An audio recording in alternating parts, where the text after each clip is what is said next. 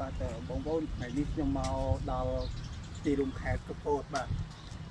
ខាងក្រោយឡងខ្ញុំមកនេះគឺជារូបគ្រុឌជាមួយនឹងនាងមច្ឆាបាទហើយមានស្រះទឹកមានអីល្អមើលទៅនោះមានស្រះទឹកមានអីល្អបាទហើយខ្ញុំចង់និយាយរឿងចំណុចទូចមួយការពិតទៅរឿងដែលយើងខកចិត្តក្នុងជីវិតមានច្រើនណាស់ខ្ញុំលើករឿងតូចមួយយកមកនិយាយចុះបាទក្នុងចំណោមរឿងតូចចិត្តផ្សេងទៀត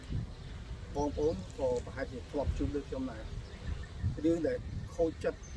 ហើយយើងតូចចិត្តបំផុតនោះគឺរឿងដែលយើងធ្វើអំពើល្អលះបង់ទាំងពេលវេលាទាំងលុយកាក់ទាំងកម្លាំងកាយចិត្តជួយទៅចំ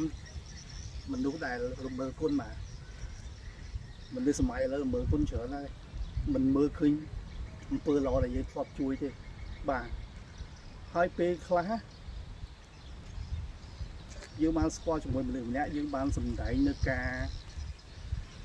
ពិតសម្រាប់ខ្លួនយើងទៅឲ្យគេទាំងអស់ដើម្បីឲ្យគេដឹងពីយើងហើយយើងហ្នឹងក៏បានសម្ដែងក៏ដូចជាបានរៀបរាប់នៅ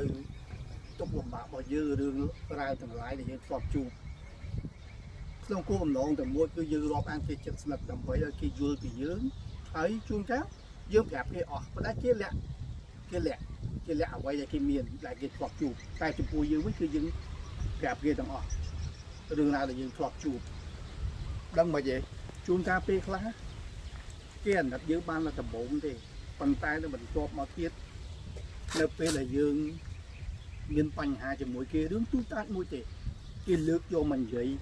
មិនត្រឹមតែគេលើកយកអាចំណុចខ្សោយរបស់យើងដែលយើងធ្លាប់ប្រាប់គេទេណាគេថែមថយគេនិយាយបន្ថែមបន្ថយគេពលលើសគេបំភ្លើស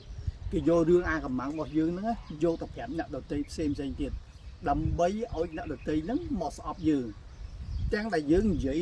ពីរឿងយើងហ្នឹងជាមួយតែគាត់តែពីរនាក់ទេអញ្ចឹងមិនថាមនុស្សធ្លាប់អានគ្នាសម័យនេះគឺខ្ញុំអាចនិយាយបានថាមនុស្សមួយចំនួនឃើញតែផលប្រយោជន៍ទេរាប់អានយើងគឺទាញយកផលប្រយោជន៍ពីយើងនៅពេលដែលយើងអស់ផលប្រយោជន៍ជាមួយគាត់ហើយគឺគាត់ចាប់ផ្ដើមវាយប្រហារយើងមិនត្រឹមតែវាយប្រហារយើងប៉ុណ្ណឹងហើយយករឿងរបស់យើងរឿងអាកំបាំងយើងនឹងយកទៅប្រាប់អ្នកដទៃទៀតបងប្អូនធ្លាប់ជួបរឿងបែបហ្នឹងដូចខ្ញុំទេរឿងទាំងអស់នេះគឺជារឿងដែលយើងខកចិត្តមែនទែនយើងជួយមនុស្សខកហើយមិនត្រឹមតែប៉ុណ្្នឹងទេគេយករឿងអាកំបាំងរបស់យើងយកទៅនិយាយប្រាប់អ្នកដទៃទៀតជួនកាលរឿងហ្នឹងអត់ពិតទេណាគាត់